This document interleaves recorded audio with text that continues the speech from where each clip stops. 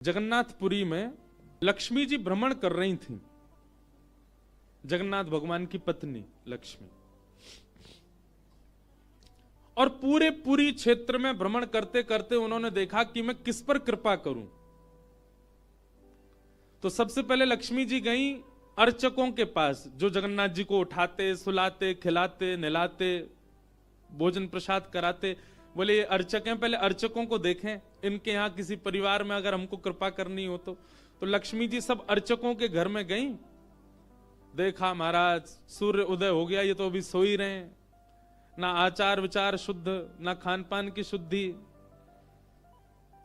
लक्ष्मी जी ने देखा महाराज सबरे पुजारी, अर्चक, साधक लेट लेट तक सो रहे हैं, ना आचार विचार शुद्ध, ना खान पान की शुद्धि, ना वस्त्रादि धुले हुए, एक ही वस्त्र हैं, 5-5 दिन तक उन्हीं को पहनने हैं।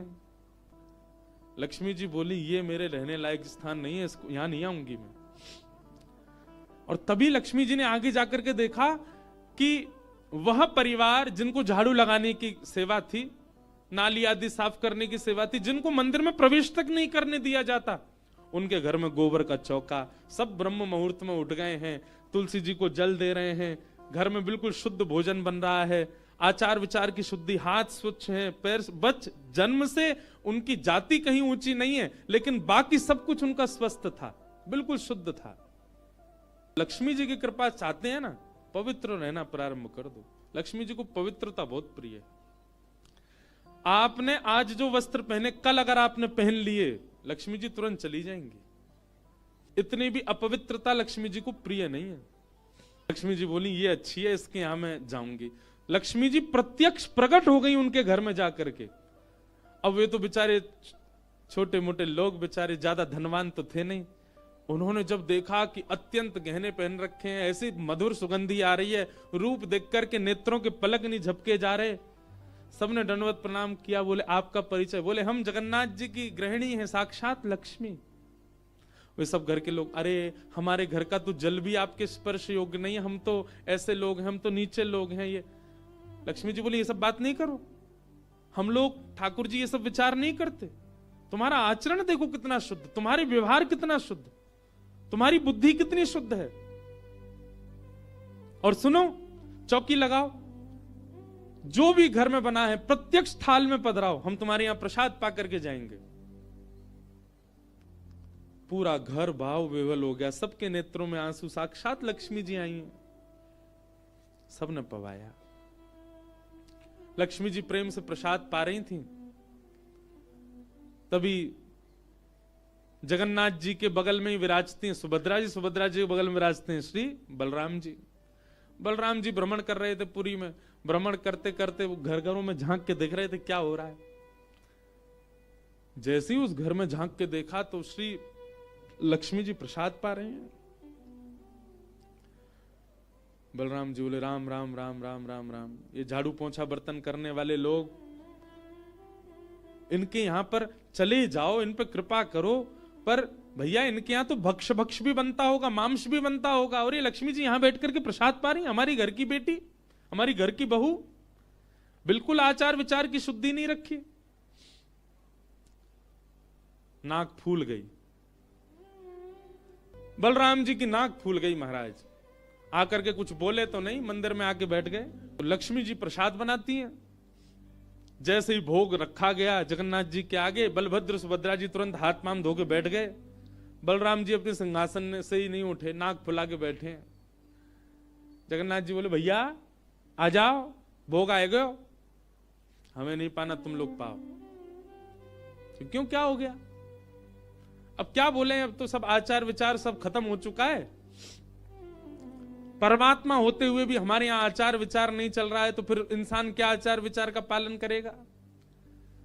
जगन्नाथ जी बोले भाई कोई बात पे बुरा मान गए जे, तो इनसे बात करें। जगन्नाथ जी गए, भैया का भयो, आप इतने उदास क्यों, इतने नाराज क्यों? सब बात बताई बलराम जी ने। बोले लक्ष्मी जी आज सुबह सुबह एक ऐसे के घर में गई और वहां जाके प्रसाद पा रही थी, बिल्कुल विचार नहीं किया, कहां शुद्धता कहां अपवित्रता। हम तो इनके हाथ का बना भोजन नहीं करेंगे। अब जगन्नाथ जी बड़ी दुविधा में पड़ गए, यदि पाऊं तो भैया नाराज बैठे, भैया कहेंगे मैं नाराज हूं, इससे को कोई फर्क नहीं पड़ा है, फिर भी पा रहा है, और नहीं पाऊं तो लक्ष्मी जी टेढ़ी टेढ़ी देख रही हैं कि मैंने बनाया, ये पा क्यों नहीं रहे। जगन्नाथ जी बोले लक्ष्मी जी को तो मना लिया जाएगा बाद में, पर ये नहीं माने ना, ये तो शेषनाग हैं, इनको ज्यादा ही क्रोध आ गया तो जोर से सिर हिला देंगे, प्रलय और हो जाएगा। जगन्नाथ जी ने लक्ष्मी जी से कहा देखो भैया नहीं पा रहे तो हम भी नहीं पाएंगे। लक्ष्मी जी बोले कोई बात नहीं। एक दिन नहीं पाया, दूसरे दिन फिर लक्ष्मी जी ने बनाया, फिर नहीं पाया, तीसरे दिन फिर लक्ष्मी जी ने प्रसाद पधराया, फिर नहीं पाया। तो लक्ष्मी जी बोली भाई कोई बात है तो हमसे बोलो सीधे, ये प्रसाद रोज छोड़ देना ये कैसा तरीका है आपका नाराज होने का। कहीं बलराम जी बोलते हुए सुन लिए लक्ष्मी जी ने कि भाई इनके हाथ का बना हम नहीं पाएंगे। लक्ष्मी जी ने जाकर के जगन्नाथ जी से कहा देखो संपूर्ण जगन्नाथपुरी में प्रसाद बनाने की सेवा हमारी, और आपके भैया कह रहे हैं कि हमारे हाथ का बना पाएंगे नहीं, जब हमारी सेवा लेनी नहीं तो फिर हम यहां क्यों रहें, इसलिए आप हमको आज्ञा दें। अब हम जहां हमारा सुख है हम वहां चले जाते हैं, हम चले जाते हैं श्री क्षेत्र से। जगन्नाथ प्रभु कुछ, अच्छा जगन्नाथ जी को भी लीला करनी है इसलिए वो कुछ नहीं बोले। अब कुछ नहीं बोले तो लक्ष्मी जी समझ गई, बोले मौन मतलब हां ही होता है। लक्ष्मी जी बोले ठीक है आप लोग शयन करो, रात्रि का समय, बलभद्र सुभद्रा जगन्नाथ जी के कपाट बंद हो गए। लक्ष्मी जी बोली अब हम जा रही हैं, और मंदिर से श्री लक्ष्मी जी चली गई। प्रातः काल ब्रह्म मुहूर्त का समय हुआ। महाराज जगन्नाथ जी बलराम जी जैसे ही उठे तो क्या पाया, नीचे फर्श पे पड़े थे। कहां सोने के सिंहासन पर सोते थे, सोने के बिस्तर पर सोते थे, बढ़िया लत्ता पहन के रहते थे, गले में स्वर्ण की मालाएं, हाथ में स्वर्ण के कड़ूला, पाम में स्वर्ण के कड़ूला आदि सब पहन के सोते थे। लेकिन लक्ष्मी चली गई तो सब चला गया। सवेरे उठे तो फर्श पे पड़े थे। बलराम जी बोले लाला जी कहा है गो, हमारे सिंहासन वगैरह कहां चले गए। ठाकुर जी बोले लक्ष्मी जी चली गई ना, लक्ष्मी तो मतलब सब होता है।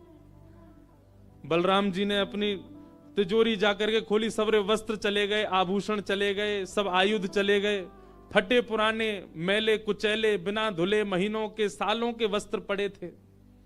और यही होता है, लक्ष्मी जाती है तो यही रह जाता है। लेकिन बलराम जी भी अपनी पूरी उसमें थे, बोले कि हम भी कुछ नहीं कहेंगे, ठीक है जैसे हैं वैसे रह लेंगे, कोई लक्ष्मी जी के जाने से हम पे फर्क थोड़ी पड़ रहा है। चल लाला भोजन को समय है, क्यों प्रसाद पामे। ठाकुर जी बोले कैसे प्रसाद पाएंगे, प्रसाद तो लक्ष्मी बनाती है, लक्ष्मी चली गई, खुद ही बनाना पड़ेगा। बोले हाँ हाँ तो हम पे कोई बनावी कमी, हम दोनों मिलके बनाएंगे। कृष्ण बलराम दोनों गए रसोई घर में, जाकर के देखा तो महाराज वहां से अन्न दाल चावल सब चले गए, क्यों सब लक्ष्मी से ही आते हैं। कहां तक कहें चूल्हा जलाने की लकड़ी भी नहीं बची, वो भी लक्ष्मी से ही आती है। लक्ष्मी गई और सारी श्री लेकर के चली गई अपने साथ। अब तो दर्शनार्थी आने बंद हो गए, क्यों मंदिर की श्री भी चली गई। जगन्नाथ जी और बलराम जी चुपचाप बैठे हैं अपने सिंहासन पर, भूखे प्यासे बेचारे, आंख बाहर निकल आई। बलराम जी बोले लाला, बोले हाँ 2 दिन है गए लाला, भोजन ना एक कियो, और 2 दिन पहले गुस्सा में ना एक कियो, 4 दिन है गए, और कछु है भी ना, कहा करें। देखो इस बात को कोई ऐसे मत ले लेना, लोग सोचने वाले यूं भी लेते हैं, बताओ महाराज जी कुछ भी बोल रहे हैं, वो साक्षात ब्रह्म है। लक्ष्मी जाने से उन पर कोई प्रभाव पड़ेगा? लक्ष्मी जाने से कोई प्रभाव नहीं पड़ता ठाकुर जी पर ठाकुर जी बलराम जी को ये बताना चाह रहे हैं कि भाई किसी को हे दृष्टि से मत देखो, उसी के लिए पूरी लीला हो रही है। ठाकुर जी बोले दाऊ दादा एक काम है सके, बोले कहा। बोले समुद्र के किनारे स्वर्ग आश्रम है जहां पर लोगों की अंत्येष्टि होती है। बोले हाँ, मैंने एक बार देखा था वहां पे लोग कटोरा लिए बैठे रहते हैं और उनको कुछ ना कुछ मिल ही जाता है। आपकी आज्ञा हो तो वहीं चलें, कछु तो मिल जाएगा। लाला पूरी दुनिया कहा कहेगी बताओ कृष्ण बलराम कहा कर रहे हैं ये। बोले ऐसे थोड़ी जाएंगे, रूप बदल के चलेंगे, कछु तो मिलेगा, पेट तो नहीं भरेगा हमारा। लक्ष्मी जी तो आएंगी नहीं, नाराज होकर चली गई। बलराम जी बोले हाँ हाँ जान दे, ये बहू के बड़े नखरे हैं, चली गई तो कहा हम का भूखे रहेंगे, चल लाला मेहनत करके उद्यम करके भिक्षा मांग के पालेंगे। और श्री कृष्ण बलराम दोनों छोटे से बालक का रूप धारण करके गए और स्वर्ग आश्रम के बाहर कटोरा लेके बैठ गए, कोई कुछ तो दे जाएगा। ठाकुर जी और बलराम जी अपनी झोली फैला के जय जगन्नाथ मैया तेरा भला हो, कुछ दो। और कोई कुछ नहीं दे।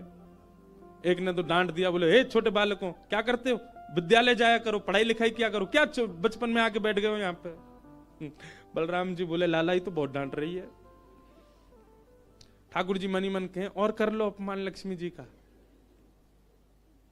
इतने में ही एक महात्मा आए, उन पर धन तो था नहीं, उनके पास में बस मूड़ी थी, महात्मा जी के पास भेल थी, भेल। ठाकुर जी ऐसे झोली फैला के बैठे, बलराम जी भी।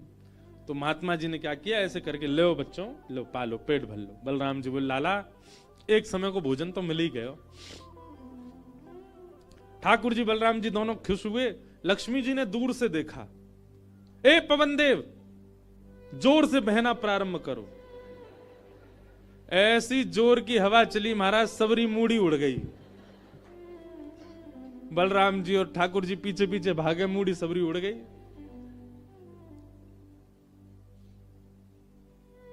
बलराम जी बोले लाला ये क्या हो गया। बोले भैया हम संकोच में कुछ कहते नहीं, आप बड़े भैया हो, पर हम एक बात कहें, ये लक्ष्मी के बिना सवाल हो रहा है हमारा। ठीक है बहू है, आपने समझा देते, आप भी बिल्कुल नाक फुला के बैठ गए, गुस्सा है के बैठ गए, चली गई बेचारी। यदि वे प्रसन्न हो जाए तो फिर सब ठीक है जाएगा।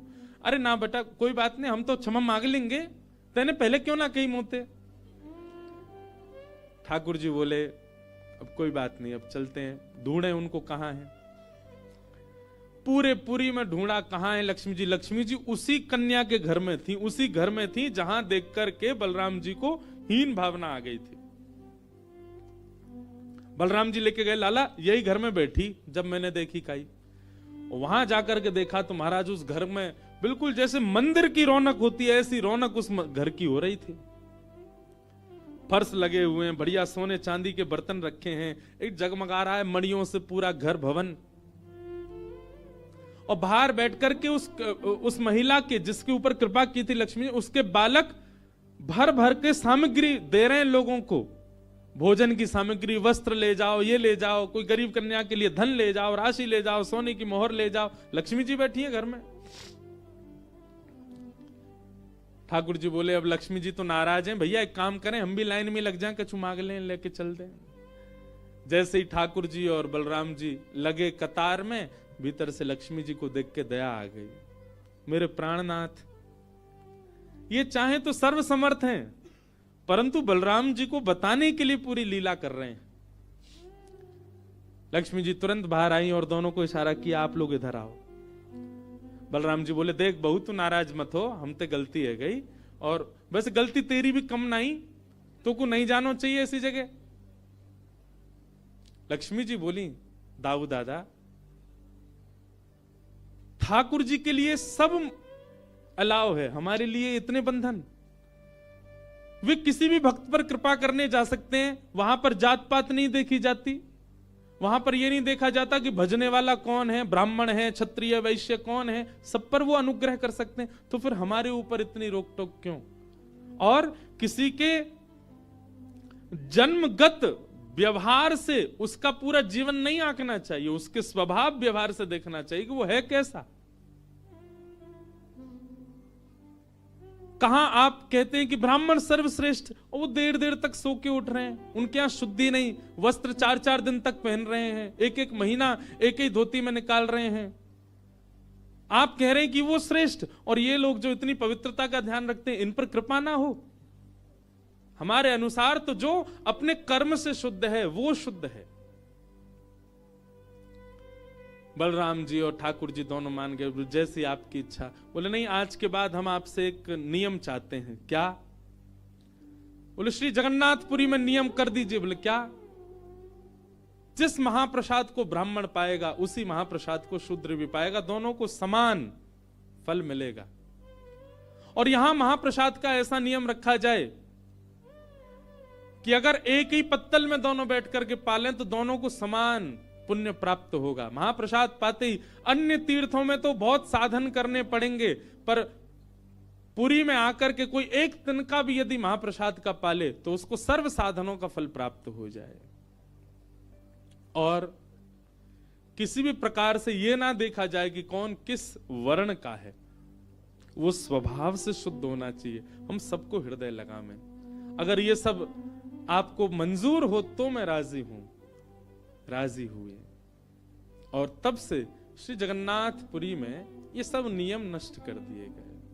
महाप्रभु जी सबके लिए सुलभ हो गए।